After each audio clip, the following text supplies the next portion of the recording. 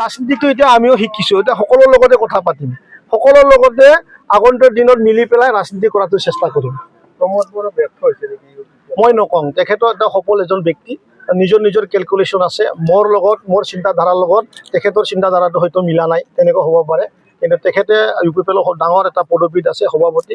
আশা কৰিছোঁ তেখেতে UPPLটো ভালদৰে নেতৃত্ব দি লৈ যাওক, আৰু মই যোনটো দলত যোগদান কৰিম ময়ো তাতে 100% মানে বল দি পেলাই আগন্তুক দিনত মচলপুৰ আৰু বৃহত্তৰ BTR-টো সেৱা কৰাৰ কাৰণে মই BTR দুটা দলৰ যিহেতু UPPL BTR আছে, এই দুটা দলৰ কোনজন নেতাক আপোনাৰ বেছি পচন্দ লাগে? দুজনো ভাল, দুজনো হিৰো। আমাৰ তৃতীয় হ'ব লাগিব এতিয়া কোনোবা এটাই, আৰু তেতিয়াহে যুদ্ধটো ভাল হ'ব। কেতিয়ালৈকে জড়িত কৰিব আপুনি? কেতিয়ালৈ মানে কেতিয়ালৈ শব্দটো কেতিয়া হৈ যাব পাৰে, পটককৈ যি ধৰণৰে আমি ৰিজিগনেশ্যন দিছিলোঁ, আৰু যিকোনো টাইমতে ৰাতিৰ ভিতৰত, অহাকালিৰ ভিতৰত, হয়তো কেতিয়াবা অলপ দেৰি হ'ব পাৰে, কিন্তু বহুত জলদি হ'ব। আৰু মচলপুৰ সমষ্টিটো বিজেপি ষ্ট্ৰং হ'ব এতিয়া, আশা কৰিব পাৰে আপুনি, আশা কৰিব পাৰে, ময়ো আশাবাদী। ব্লক UPPL-ৰ যিহেতু আপোনালোকে সকলোৱে গম পায়, মই অলৰেডি UPPL দলৰ যুৱ শাখাৰ সভাপতি, আৰু প্ৰাইমাৰী আমবাৰী UPPL-ৰ পৰাও ৰিজিগনেশ্যন দিছোঁ। আমাৰ মচলপুৰ ব্লক UPPL-ৰ নেতৃবৃন্দসকলে সকলো শ্ৰেণীৰ বুথ কমিটিৰ পৰা লৈ পেলাই ব্লক বডিলৈকে, প্ৰাইমাৰী, যুৱ শাখা আৰু মহিলা শাখা সকলো শ্ৰেণীৰ পদবী আজি সকলো একসাথে মাছ ৰিজিগনেশ্যন বুলি কৈ তেখেতসকলে আজি UPPL-ৰ পৰা পদত্যাগ কৰিছে। কিহৰ কাৰণে পদত্যাগ কৰিলে? মই আগৰ সময়তো কৈ আহিছিলোঁ যে মচলপুৰ সমষ্টিক মই খুব ভাল পাওঁ, আৰু ইয়াত দলৰ লগত খুব কম, আৰু ব্ৰাদাৰহুড আৰু ছিষ্টাৰৰ বা মা দেউতাৰ ৰিলেশ্যনটো বহুত ষ্ট্ৰং, আৰু মোক খুব মৰম কৰে, ময়ো বহুত মৰম কৰোঁ।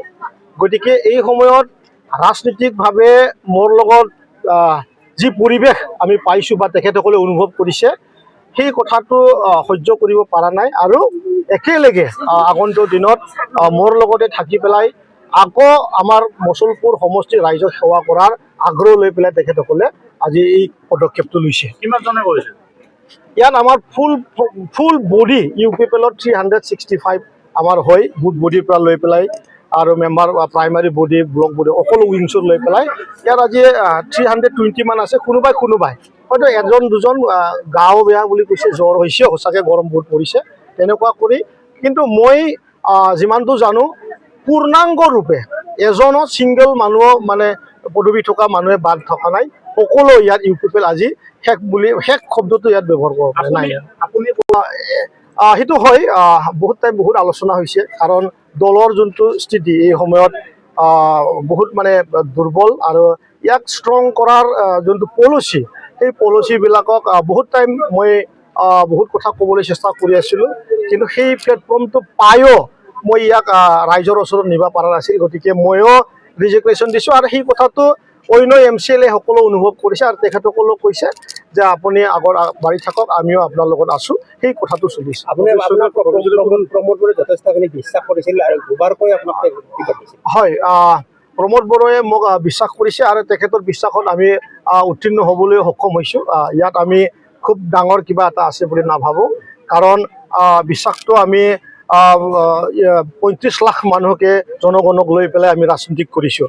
তৎসত্ত্বেও UPPL-ৰ যোৱা 2025 চনৰ যোনটো ৰিজাল্টৰ ফল, যি শোচনীয় ৰূপৰ যোনটো হাৰিছোঁ, আৰু 26-ত যোনটো বিধানসভাৰ যোনটো হাৰিছোঁ, সেই হাৰাৰ যোনটো ট্ৰেক বা হাৰাৰ যোনটো পৰিৱেশ, সেইটো একদম মানে UPPL-ক BTR-ৰ ৰাইজে আদৰি লোৱা নাই, এই কথাটো সম্পূৰ্ণৰূপে মানে প্ৰকাশত আহিছে।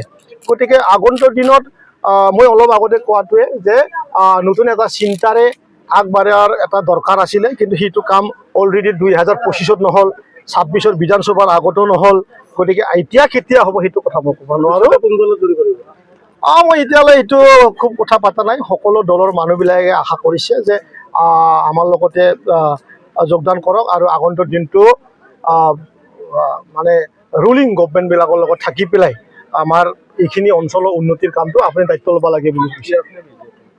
সেইটো কথাটো ক'লোৱে দেখোন মই সকলো বিচাৰিছে কিন্তু বিচাৰাত বহুত কথা আছে আমাৰ কিছুমান আছে যে আমাৰ মচলপুৰ সমষ্টিৰ বিশেষ কৰি আমাৰ আই মাতৃসকলৰ যি অৰুণোদয় আছিলে আপোনালোকে গমেই পাইছে অৰুণোদয় বহুত লেপছ হৈ গ'ল সেই অৰুণোদয়ৰ কথা আছে IBSৰ কথা আছিলে আমাৰ বিশেষ কৰি আমি 396 মানুহৰ IBS আমি অলৰেডি TS কাটিছিলোঁ সেই IBSসমূহ আমি অলপ আলোচনা কৰিব লাগিব আৰু MGNREGAৰ দ্বাৰা চেণ্ড্ৰে বিলিঙৰ কাম আমি বহুত কৰিছিলোঁ আমাৰ লিডাৰসকলে এতিয়া সেই পৰ্যায়ত ফাঁচি আছে গতিকে সেই আলোচনা যোনফালে গৈ পেলাই আমি কমফৰ্ট পাওঁ আমি সেই দলৰ লগতে যোগদান কৰিম। বিধানসভা নিৰ্বাচনত পৰাজয় হোৱাৰ পিছত আপুনি BPF ৰ লগত